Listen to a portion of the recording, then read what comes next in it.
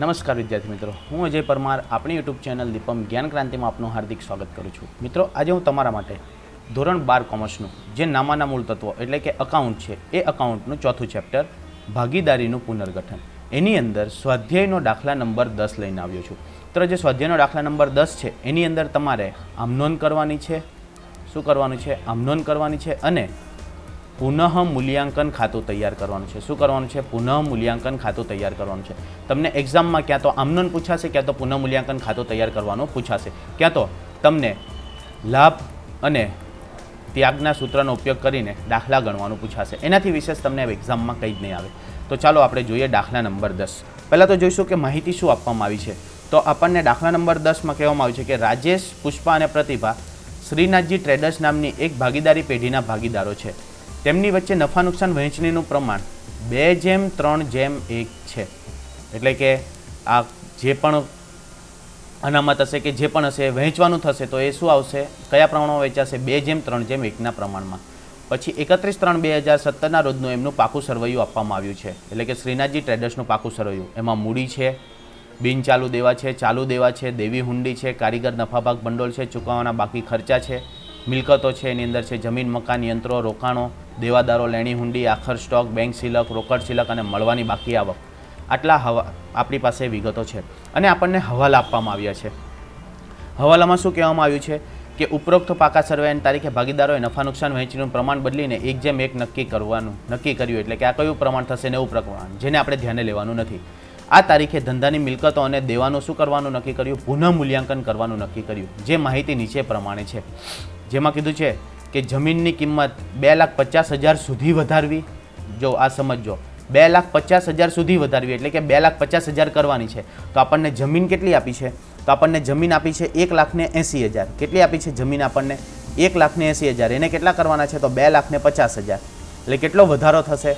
તો વધારો કેટલો થશે? 70,000નો. વધારો કેટલો થશે? તો વધારો થશે 70,000નો. તો આપણે 70,000 જ નોંધવામાં આવશે, આમનોંધમાં પણ અને પુનઃ મૂલ્યાંકન ખાતામાં પણ. બરાબર મિત્રો, આ ખાસ યાદ રાખજો. ત્યારબાદ શું કીધું છે? તો મકાનની કિંમત 50,000થી વધારવી. એટલે મકાનમાં 50,000નો શું કરવાનો છે? વધારો.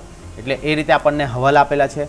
ત્યારબાદ છે યંત્રોની કિંમત 80,000 સુધી ઘટાડવી. તો જો યંત્ર કેટલા આપવામાં આવ્યા છે? તો યંત્ર આપણને 1,20,000 આપવામાં આવ્યા છે. એને કેટલા કરવાના છે? તો એને કરવાના છે 80,000. તો કેટલો ઘટાડો થશે? તો ઘટાડો આપણો કેટલો થશે? તો ઘટાડો થશે 40,000નો. ઘટાડો કેટલો થશે?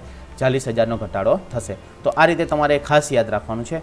ત્યારબાદ શું કીધું છે? તો રોકાણોની કિંમતમાં 30%નો ઘટાડો કરવાનો છે. પછી દેવાદારો પર 20% ઘાલખાદ અનામત અને 5% દેવાદાર વટાવ અનામતની જોગવાઈ કરવાની છે. શું કરવાની છે? તો 20% ઘાલખાદ અનામત અને 5% દેવાદાર વટાવ અનામતની જોગવાઈ કરવાની છે. પછી એવું કીધું છે કે 15,000નો એક સ્ટોક છે, એની કિંમતમાં 20%નો ઘટાડો કરવાનો છે. એટલે આપણને જે સ્ટોક આપ્યો છે, સ્ટોક કેટલો આપ્યો છે આપણને? 35,000. તો 35,000ના 20% ઘટાડો નથી કરવાનો. કેટલાના 20%? તો માત્ર 15,000ના 20%. એટલે કે 3,000 જ ઘટાડો કરવાનો છે. 35,000ના 20% એટલે કે 7,000 ઘટાડો કરવાનો નથી. ત્યારબાદ છે 20,000ના લેણદાર હવે ચૂકવવાના નથી અને ચૂકવવાના બાકી ખર્ચા અને મળવાની બાકી આવક છે એની નોંધ કરવાની બાકી છે. આ માહિતી પરથી ભાગીદારી પેઢીના ચોપડે આમનોંધ લખી પુનઃ મૂલ્યાંકન ખાતું તૈયાર કરવાનું છે. શું કરવાનું છે? આમનોંધ લખવાની છે અને પુનઃ મૂલ્યાંકન ખાતું તૈયાર કરવાનું છે. કઈ એવું હતું ભાગીદાર પેઢીનું નામ? શું હતું? તો શ્રીનાથજી ટ્રેડર્સનું. તો આપણે લખી દઈશું કે શ્રીનાથજી ટ્રેડર્સના ચોપડે આમનોંધ. તો આમનોંધના ખાના દોરી દેવાના છે. શું છે આમનોંધના ખાના? તો તારીખ, વિગત, ખાપા, ઉધાર રકમ અને જમા રકમ. કોણ છે? તો શ્રીનાથજી ટ્રેડર્સ. તો શ્રીનાથજી ટ્રેડર્સની આમનોંધ.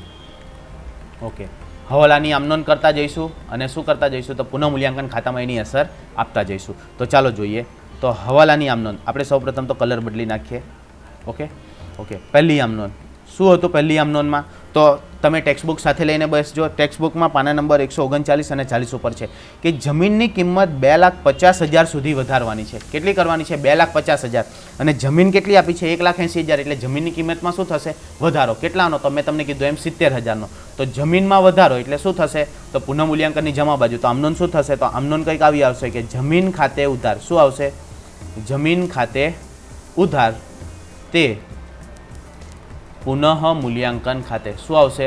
પુનઃ મૂલ્યાંકન ખાતે. અને કેટલો વધારો થશે? તો વધારો થશે 70,000નો. કેટલો વધારો થશે? તો વધારો થશે 70,000નો.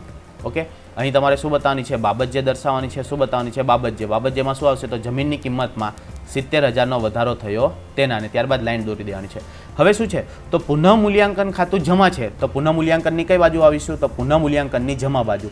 ક્યાં આવીશું? પુનઃમૂલ્યાંકનની જમા બાજુ. ઓકે, તો આપણું પુનઃમૂલ્યાંકન ખાતું છે એની જમા બાજુ શું લખાશે? તો અહીં લખાશે જમીન ખાતે. શું લખાશે? તો અહીં લખાશે જમીન ખાતે. કેટલા લખાશે? તો અહીં લખાશે 70,000. કેટલા લખાશે? 70,000. ક્લિયર મિત્રો? જે આમનોન છે એ આમનોન પ્રમાણે જ તમારે શું કરવાની છે? એની ખટાવણી કરવાની છે. ત્યારબાદ આપણે જોઈએ તો આગળ જઈશું આપણે પાછા આપણી આમનોંધ ઉપર. શું હતું? તો આપણને બીજું શું કહેવામાં આવ્યું હતું? તો આપણને કહેવામાં આવ્યું હતું કે જે મકાન છે એ મકાનની કિંમતમાં શું કરવાનું છે? તો મકાનની કિંમત 50,000થી વધારવાની છે. તો મકાનમાં કેટલો વધારો થાય છે? 50,000નો. કેટલો વધારો થાય છે? 50,000નો. એટલે બીજી આમનોંધ શું થશે? મકાનની કિંમતમાં વધારો થાય છે એટલે શું આવશે? તો મકાન ખાતે ઉધાર. શું આવશે? મકાન ખાતે ઉધાર તે પુનઃ મૂલ્યાંકન ખાતે. શું આવશે? પુનઃ મૂલ્યાંકન ખાતે. કેટલો વધારો કરવાનો છે? તો અહીં તો 50,000નો જ વધારો કરવાનો છે. કેટલો વધારો કરવાનો છે? 50,000નો.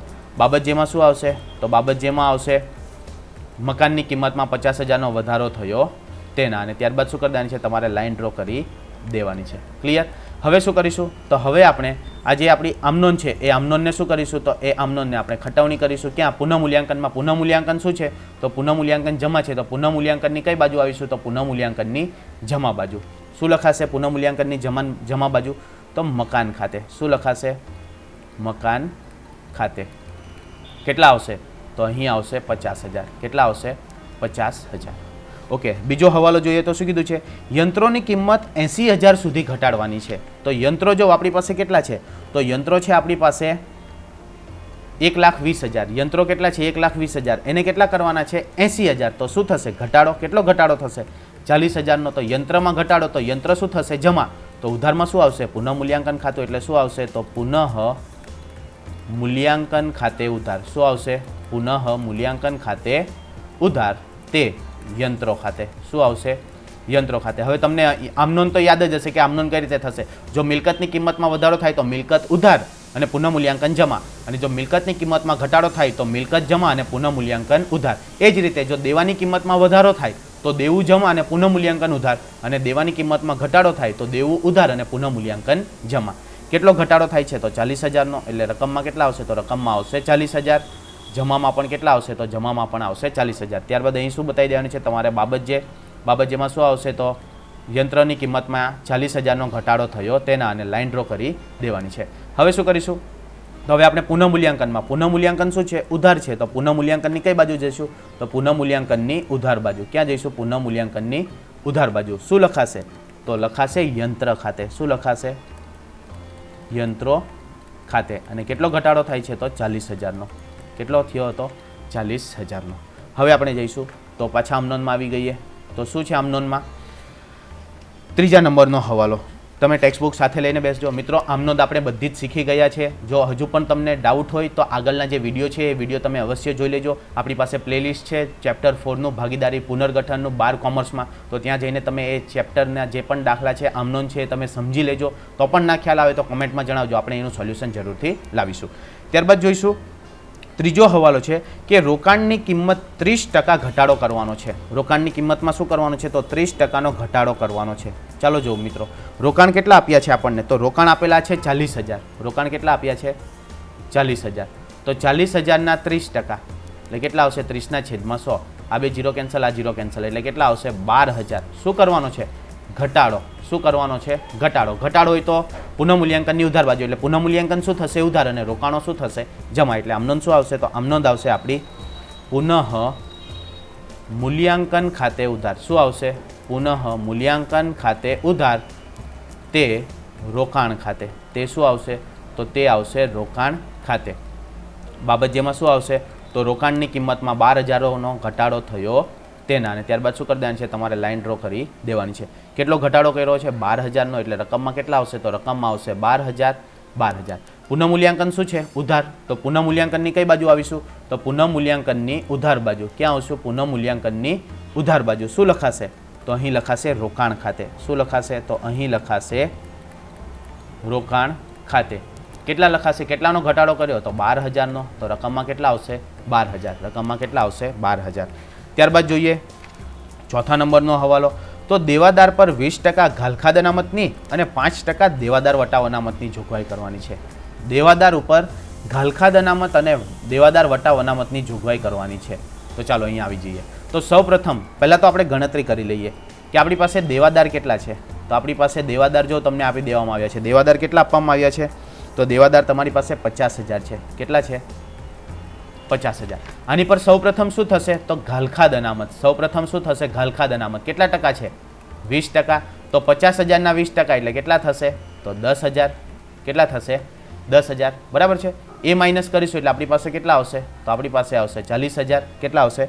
40,000. અને 5% દેવાદાર વટાવ અનામત. તો માઇનસ શું થશે? તો માઇનસ થશે દેવાદાર વટાવ અનામત. કેટલા ટકા છે? 5%.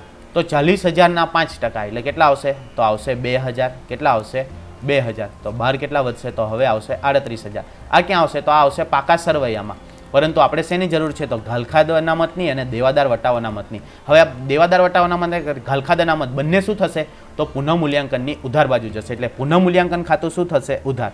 એટલે કે 5મા નંબરની આમ નોંધ શું આવશે? તો પુનઃ મૂલ્યાંકન ખાતે ઉધાર. પુનઃમૂલ્યાંકન ખાતાની ઉધાર બાજુ આવશે એટલે કે પુનઃ મૂલ્યાંકન ખાતે ઉધાર તે ઘાલખાદ અનામત ખાતે શું આવશે? ઘાલખાદ અનામત ખાતે અને તે દેવાદાર વટાવ અનામત ખાતે શું આવશે? દેવાદાર વટાવ અનામત ખાતે. કે ઘાલખાદ અનામત કેટલી છે? તો ઘાલખાદ અનામત છે 10,000 રૂપિયા અને દેવાદાર વટાવ અનામત કેટલું છે? 2,000 રૂપિયા. એટલે ટોટલ કેટલા આવશે? તો ટોટલ આવશે 12,000 રૂપિયા. અહીં તમારે શું બતાવી દેવાની છે? બાબતજે. બાબતજેમાં શું આવશે? તો ઘાલખાદ અનામત અને દેવાદાર વટાવ અનામતના ગણ્યા તેના અથવા તો ચૂકવ્યા તેના વગેરે વગેરે. ઓકે. પુનઃમૂલ્યાંકન શું છે? ઉધાર છે. તો પુનઃમૂલ્યાંકનની કઈ બાજુ જઈશું? ઉધાર બાજુ. અને શું લખીશું? તો દેવાદાર વટાવ અનામત અને ઘાલખાદ અનામત. તો પુનઃમૂલ્યાંકનની ઉધાર બાજુ આવી જઈએ. તો પુનઃમૂલ્યાંકનની ઉધાર બાજુ શું લખાશે? તો બે વસ્તુ લખાશે. એક આવશે ઘાલખાદ અનામત એટલે શું આવશે? તો ઘાલખાદ અનામત ખાતે. ઘાલખાદ અનામત કેટલી છે? તો ઘાલખાદ અનામત છે 10,000 રૂપિયા. અને બીજું શું છે? તો દેવાદાર વટાવ અનામત ખાતે શું આવશે? દેવાદાર વટાવ અનામત ખાતે. એ કેટલા છે? તો એ હતા આપણી પાસે 2,000 રૂપિયા. ક્લિયર મિત્રો? ખર્ચ હશે તો પુનઃમૂલ્યાંકનની ઉધાર બાજુ, આવક હશે તો પુનઃમૂલ્યાંકનની જમા બાજુ. ઓકે. ઘાલખાદ પરત હોતે તો ક્યાં હોતે? પુનઃમૂલ્યાંકનની જમા બાજુ. નેક્સ્ટ હવાલો જોઈએ. તો નેક્સ્ટ હવાલો શું આપવામાં આવ્યો છે આપણને? ત્યાર પછી છે કે 15,000ના સ્ટોકની કિંમતમાં 20%નો ઘટાડો કરવાનો છે. ઓકે. સ્ટોક કેટલાનો છે? તો સ્ટોક આપણો 35,000 છે. સ્ટોક આપણો કેટલો છે? તો સ્ટોક આપણો 35,000 છે. પરંતુ 35,000ના 20% નથી કરવાના. કેટલાના 20% કરવાના છે? તો 15,000ના 20%. તો 15,000ના 20% એટલે કેટલા થશે? તો આ 0 આ 0 કેન્સલ, આ 0 આ 0 કેન્સલ એટલે કેટલા આવશે? 3,000. એટલે કે 3,000નો શું કરવાનો છે? ઘટાડો. સ્ટોક એટલે આપણી મિલકત. મિલકતમાં ઘટાડો એટલે સ્ટોક જમા. તો ઉધાર શું આવશે? પુનઃમૂલ્યાંકન ખાતું. એટલે અહીં શું આવશે? આમ નોંધ. તો આમ નોંધ આવશે પુનઃ મૂલ્યાંકન ખાતે ઉધાર. શું આવશે? પુનઃ મૂલ્યાંકન ખાતે ઉધાર તે સ્ટોક ખાતે. શું આવશે? તે સ્ટોક ખાતે. કેટલાનો ઘટાડો થાય છે? તો 3,000નો. કેટલાનો ઘટાડો થાય છે? 3,000નો. 3,000નો. બાબત જેમાં શું આવશે? તો બાબત જેમાં આવશે સ્ટોકની કિંમતમાં ઘટાડો થયો તેના. અને ત્યારબાદ શું કરી દેવાની છે? લાઇન ડ્રો કરી દેવાની છે. પુનઃમૂલ્યાંકન શું છે? ઉધાર છે. તો પુનઃમૂલ્યાંકનની ઉધાર બાજુ ક્યાં આવીશું? તો પુનઃમૂલ્યાંકનની ઉધાર બાજુ શું લખાશે? સ્ટોક ખાતે. શું લખાશે? તો અહીં લખાશે સ્ટોક ખાતે. કેટલો ઘટાડો થયો? તો 3,000નો. તો રકમમાં કેટલા આવશે? તો રકમમાં આવશે 3,000. ત્યારબાદ હવાલો છે કે 20,000ના લેણદારને હવે રકમ ચૂકવવાની નથી. એટલે આપણા દેવામાં શું થયો? ઘટાડો. દેવામાં ઘટાડો એટલે ક્યાં આવશે? તો દેવામાં ઘટાડો હોય તો પુનઃમૂલ્યાંકનની જમા બાજુ. ક્યાં આવશે? પુનઃમૂલ્યાંકનની જમા બાજુ. એટલે આપણી આમનોંધ શું થશે? તો લેણદાર ખાતે ઉધાર. શું આમનોંધ થશે આપણી? તો આપણી આમનોંધ થશે લેણદાર ખાતે ઉધાર. કારણ કે હવે ચૂકવવાના નથી. તો દેવામાં શું થયો? ઘટાડો. દેવામાં ઘટાડો તો દેવું ઉધાર અને પુનઃમૂલ્યાંકન જમા. એટલે કે લેણદાર ખાતે ઉધાર શું આવશે? લેણદાર ખાતે ઉધાર તે પુનઃ મૂલ્યાંકન ખાતે. શું આવશે? લેણદાર ખાતે ઉધાર તે પુનઃ મૂલ્યાંકન ખાતે. કેટલા નથી ચૂકવવાના? તો 20,000. એટલે અહીં કેટલા આવશે? તો અહીં આવશે 20,000. અહીં પણ કેટલા આવશે? તો અહીં પણ આવશે 20,000. બાબત જેમાં શું આવશે? તો બાબત જેમાં તમારે દર્શાવવાનું છે કે લેણદારને હવે ચૂકવવાના નથી તેના, અને ત્યારબાદ શું કરી દેવાની છે? તમારે લાઇન ડ્રો કરી દેવાની છે. ઓકે, પુનઃમૂલ્યાંકન શું છે? જમા.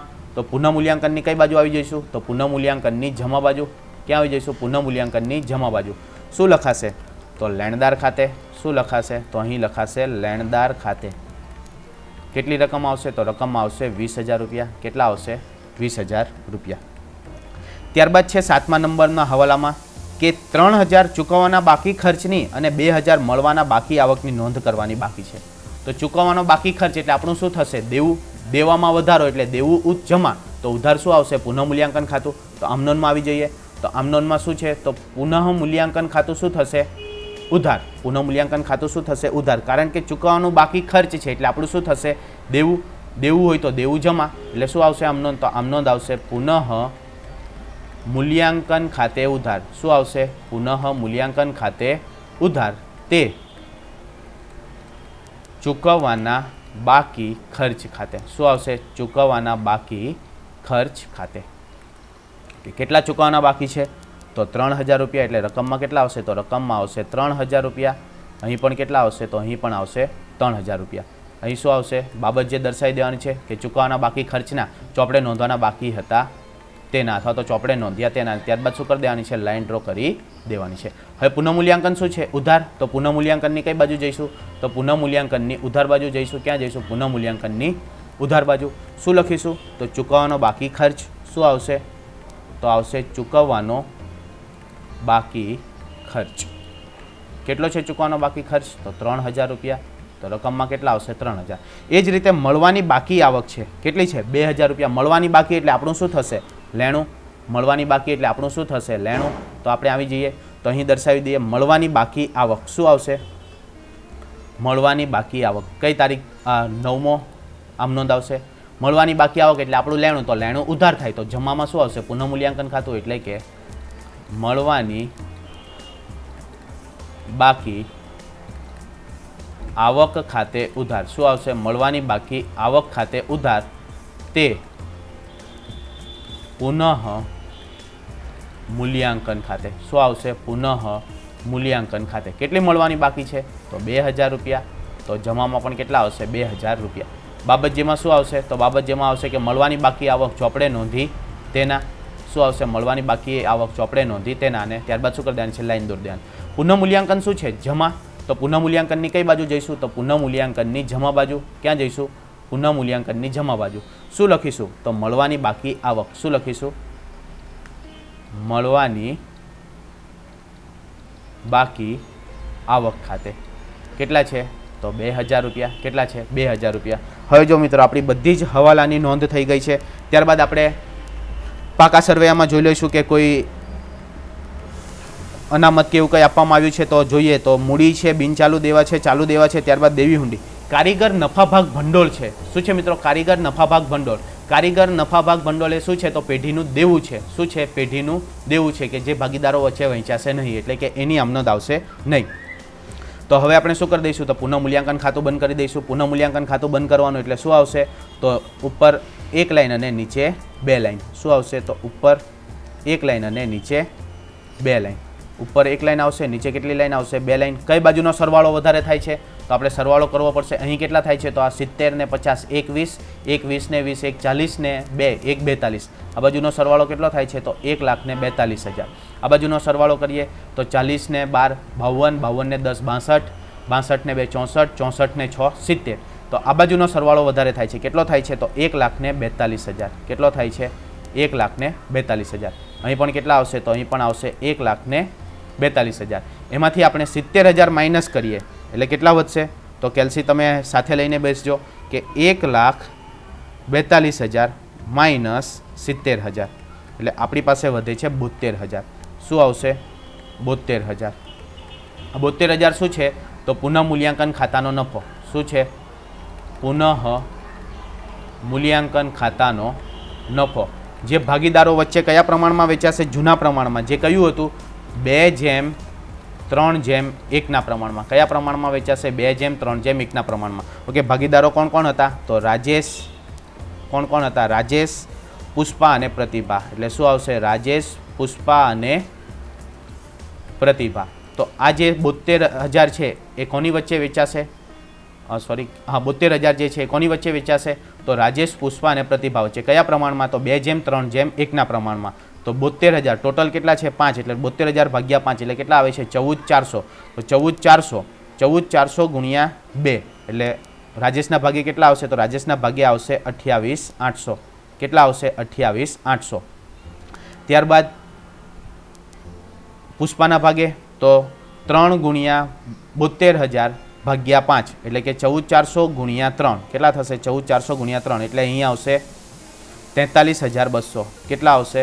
43,200. અને અહીં કેટલા આવશે? તો અહીં આવશે 14,000. કેટલા આવશે? તો 44,000 સોરી 72,000 ગુણ્યા 1/5 એટલે કેટલા આવશે? તો 72,000 ભાગ્યા 5 એટલે 14,400. અહીં કેટલા આવશે? તો અહીં આવશે 14,400. અને આ બધાનો સરવાળો થશે તો કેટલો આવશે? કંઈક મિસ્ટેક થાય છે મિત્રો આપણી, આપણે ફરીવાર કરી નાખીએ. સરવાળો કેટલો થાય છે? તો 2 ને 1 3, 3 ને સોરી 2 ને 3 5 ને 1 6 થાય છે. મિસ્ટેક છે મિત્રો. કેટલા થાય છે? 6 થાય છે. આ તો રકમ વધી ગઈ 72,000 કરતાં. સરવાળો કેટલો થાય છે? 6 થાય છે. એટલે આપણે કેટલા આવશે? તો 12×72 એટલે કે 12 દુ 24,000. કેટલા આવશે? 24,000. 12 તરી 36,000 અને 12 એકુ 12,000. આપણી ગણતરી કરવામાં મિસ્ટેક હતી. એટલે કેટલા આવશે? તો 24,000, 36,000 અને 12,000. હવે પુનઃમૂલ્યાંકનની કઈ બાજુ છે? ઉધાર બાજુ. તો પુનઃમૂલ્યાંકન શું થશે? ઉધાર. તો ભાગીદારના મૂડી ખાતા શું થશે? જમા. તો આપણે આમનોંધમાં આવી જઈએ. તો આમનોંધમાં આવી જઈએ તો આમનોંધમાં શું છે? આમનોંધમાં છે પુનઃમૂલ્યાંકન ખાતે ઉધાર. શું થશે? તો છેલ્લી આમનોંધ એટલે કે 10 નંબરની આમનોંધ. પુનઃ મૂલ્યાંકન ખાતે ઉધાર. કેટલા છે? 72,000. તો અહીં કેટલા આવશે? 72,000. તે કયા કયા ભાગીદાર છે? તો રાજેશ. તો શું આવશે? તે રાજેશના મૂડી ખાતે. રાજેશના મૂડી ખાતે કેટલા આવશે? રાજેશના મૂડી ખાતે તો 24,000 રૂપિયા. કેટલા આવશે? 24,000 રૂપિયા. પછી તે પુષ્પાના મૂડી ખાતે શું આવશે? પુષ્પાના મૂડી ખાતે કેટલા આવશે? 36,000.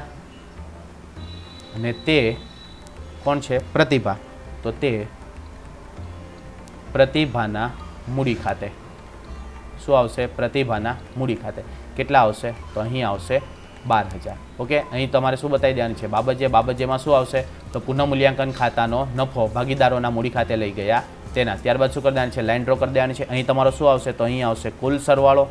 જે પણ સરવાળો આવે એનો સરવાળો તમારે કરી નાખવાનો છે. શું આવશે સરવાળા માટે? ઉપર 1 લાઇન, નીચે 2 લાઇન. ઉપર 1 લાઇન, નીચે કેટલી લાઇન આવશે? 2 લાઇન. અને બંને બાજુનો સરવાળો હંમેશા કેવો આવશે? સરખો. બંને બાજુનો સરવાળો હંમેશા કેવો આવશે? સરખો. તો આ રીતે તમારે આમનોંધ કરવાની છે, પુનઃમૂલ્યાંકન ખાતું તૈયાર કરવાનું છે. અને આપણને પાકું સર્વે નથી કીધું એટલે પાકા સર્વેની આપણે વિગતો દર્શાવી નથી. તો આશા રાખું છું કે તમને આ વિડીયોમાં સમજ પડી હશે. સમજ પડી હોય તો વધુમાં વધુ લાઇક કરજો અને શેર કરજો. ફરીથી મળીશું આવા વિડીયો સાથે. ત્યાં સુધી good bye and take care. Thank you.